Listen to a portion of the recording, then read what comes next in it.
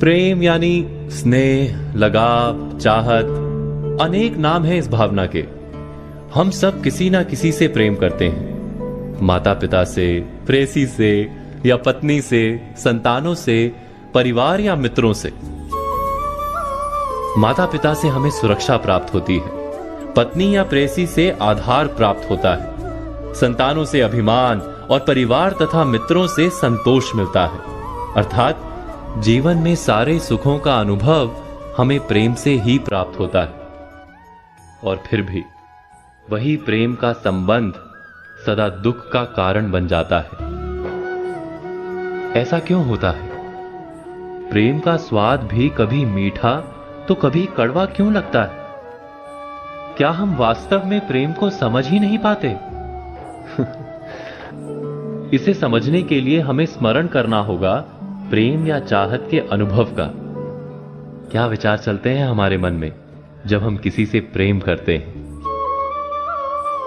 जब गहरे प्रेम का अनुभव होता है तो हम सोचते हैं कि उस व्यक्ति को हम सारा सुख दे दें, सब कुछ दें जो हमारे पास है। बदले में हमें किसी वस्तु की इच्छा नहीं होती।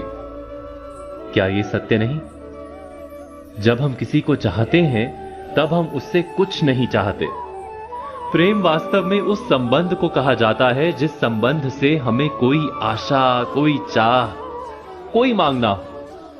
जैसे ही कोई मांग मन में प्रवेश करती है, वैसे ही प्रेम हृदय से विलुप्त हो जाता है, चला जाता है। जैसे रोग के कारण जीभ मैली हो जाती है और मीठा फल कड़वा लगता है।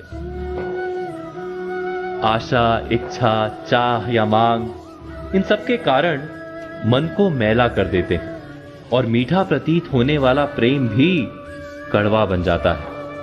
अर्थात प्रेम उस संबंध का नाम है जिसमें कोई मांग नहीं। प्रेम की बात करते ही साथ विचार आता है घृणा का। घृणा का अनुभव किसने नहीं किया?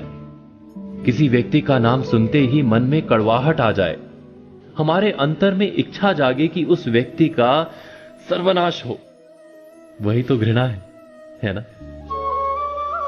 उसी व्यक्ति ने हमारे प्रेम को ठुकराया, हमारी कोई संपत्ति चुराई अथवा कारोबार में हमें धोखा दिया। ऐसे कई कारण भी हम सोच लेते हैं।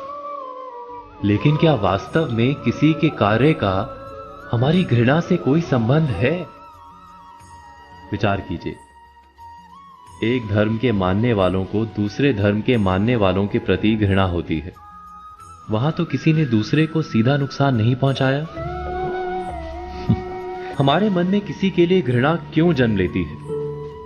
क्या इसका संबंध किसी के कार्य से है या सिर्फ हमारे मन से है? विश्व के सारे धर्म तो प्रेम और शांति का संदेश देते हैं, है ना?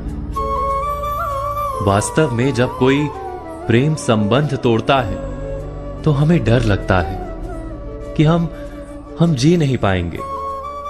कोई कारोबार में धोखा देता है तब हमें डर लगता है कि हम गरीब हो जाएंगे। किसी दूसरे धर्म के मानने वाले को जब मिलते हैं तो हमें भय लगता है कि हमारी श्रद्धा डगमगा ना जाए।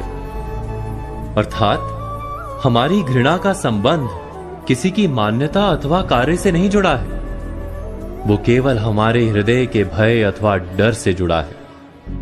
जिसके हृदय से डर चला जाता है, जो पूरी तरह निर्भय हो जाता है, वो किसी से भी घृणा कर ही नहीं सकता।